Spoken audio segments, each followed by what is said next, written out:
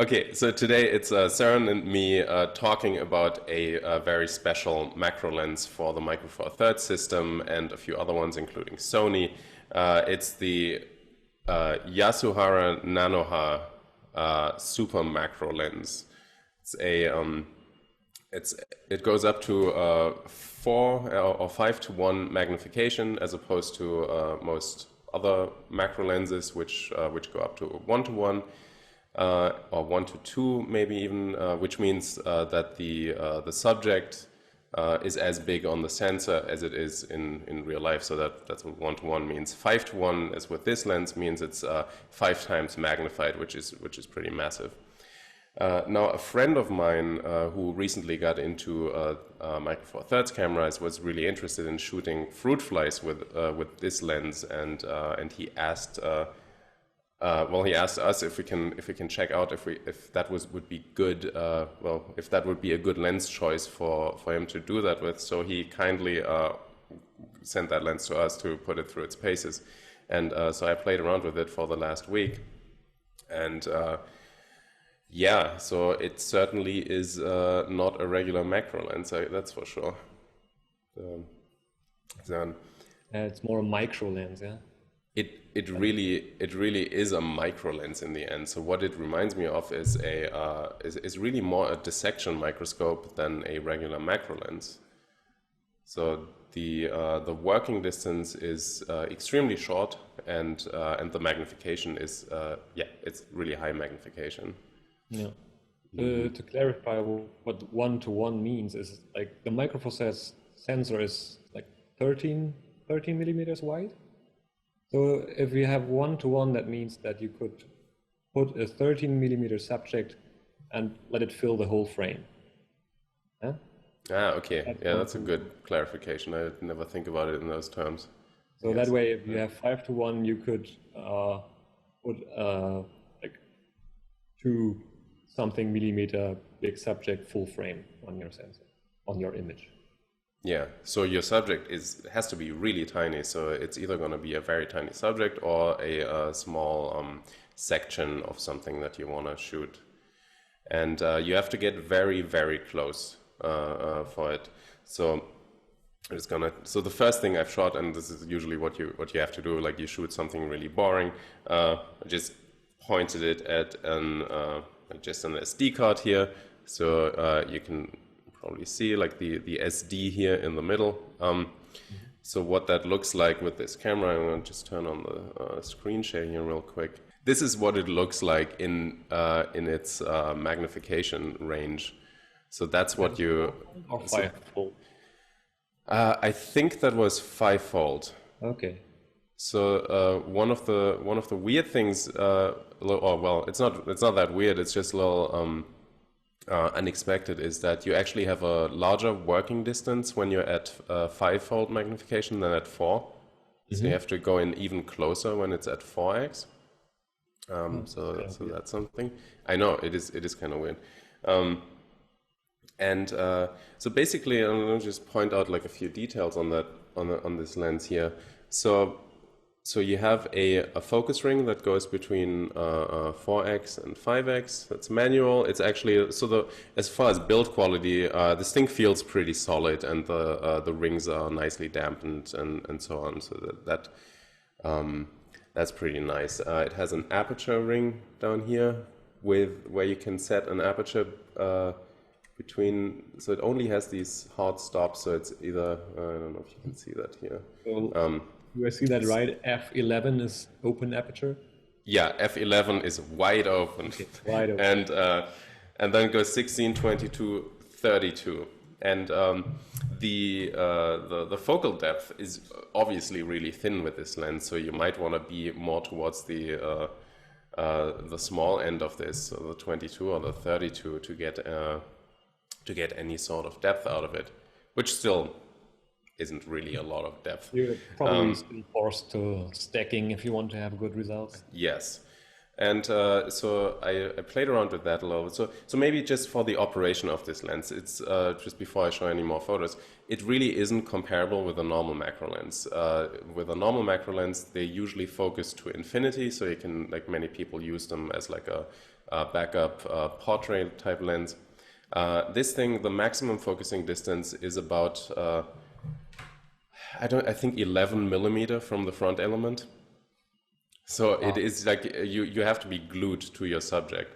So the actual lens is only this part here, and that on top is a housing for 3 LEDs in here. I'm just going to turn this on. So those are supplied via a USB cable. It actually comes with this little power supply. You can plug that into any USB too. So this goes on, and then you actually get some nice lighting of whatever you're shooting. This works really well.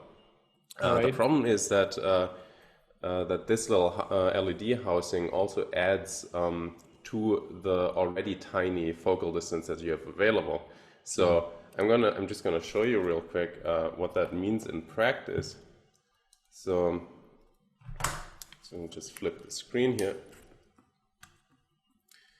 Now let me turn off the LEDs again. So I'm just gonna go towards my computer screen, and you'll see when I start seeing something. So I'm pointing it at the top row here. There should be, yeah. So here we go. Here's the Dropbox logo on my Retina screen. So right now, this is like actually touching the screen. Okay. So if you're planning to shoot anything, you have to be aware that you basically have to be almost in contact with it. And that precludes almost any living thing, or well, at least any animal that walks around. So even very small bugs and like fruit flies or so, like they'll take off. So, but so that doesn't stop us from trying, I think, here. So I did point this at a spider that I just happened to have in the lab, but that was one of the most docile spiders that I've ever seen. Oh, okay. Yes. Cool.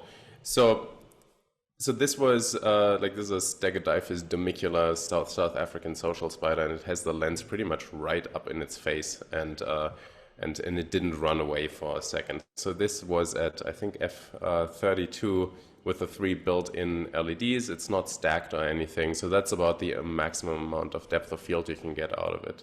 You see the LEDs in the eyes. Yeah, you can see. Yeah, you can see the like Predator laser pointer at it. So that's what you can get out of it, but really, like 99% of bugs aren't gonna sit still like this little guy. How is the color? This is a stacked shot. So the first shot I've shown was just one of a burst of, I don't know, like 12 images or so, and these are those stacked. So you can so you could theoretically use this lens to get up really close, and then just start shooting and pull back a little bit and then stack it, and if you're lucky, you have enough coverage of that. Okay. So regarding the LEDs, Daniel, how is the color? Does the camera get the white balance correct, or is it bluish always? I mean, they are slightly bluish LEDs. I mean, they are, like white LEDs, which are always a little bluish. In my camera, that didn't seem to be a huge problem. If you shoot RAW, that's not that much of an issue anyways. So I wouldn't be concerned. I think the LEDs are actually a good solution, especially because you don't really have another way of getting light in there. Because you're so close to the subject that a flash won't do you any good, like even a video light won't do you any good, because the lens is just in the way of any incoming light. So you're pretty much going to have to use the LEDs with this lens. Okay. Cool. Yeah. So use cases. I would not recommend this as an alternative to a macro lens. So if you're just in the market for a nice macro lens and you want even if you want high magnification, I wouldn't recommend it. It's $450, which is a lot to shell out for a specialty lens like that, unless you really have a use for it. What it reminds me most of in terms of workflow is actually a dissection microscope. And what I do for getting good quality pictures from a dissection scope is is to have a like one of these tube adapters. You can get those on Amazon for about $90. Those will fit with an adapter to any camera, and you can set those up in the eyepiece of a dissection scope, and you get a lot more control on how close you get, how your focal plane behaves with these really small subjects than hand holding a lens like this. Or, I mean, it's not meant to be handheld, so if you have it on a tripod with a rail or so, that's probably a lot better. But then I'm also wondering why you wouldn't already go the full, why you wouldn't already use like like extension tubes or something like that, which are probably a bit more practical. But, so to sum it up, the target audience would be people who are into stacking, yeah? I think the only people where this would really make sense to buy is if what you want is basically a handheld portable microscope. Mm-hmm.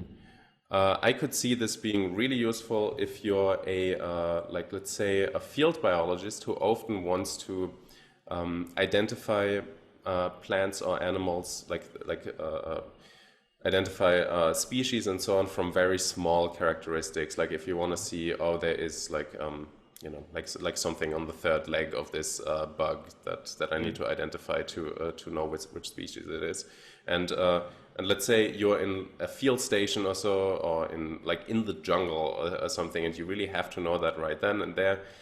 You can use something like this camera. Well, this on your camera, and you really have a microscope there that has high quality optics, that has a really good camera sensor attached to it. That's, I think, where this would be useful, which of course limits the target audience pretty significantly. That's a small target audience, I would say, yeah. For everybody else who wants to do high magnification macro photography, so extending a normal macro lens, you could either buy extension tubes or reverse the lens, or go for the old school bellow and magnification lens solution. But, well, it's none of these solutions is where you just attach it and shoot the picture right away. They are all pretty limited in their workflow, so you have to know what you're doing to really use that.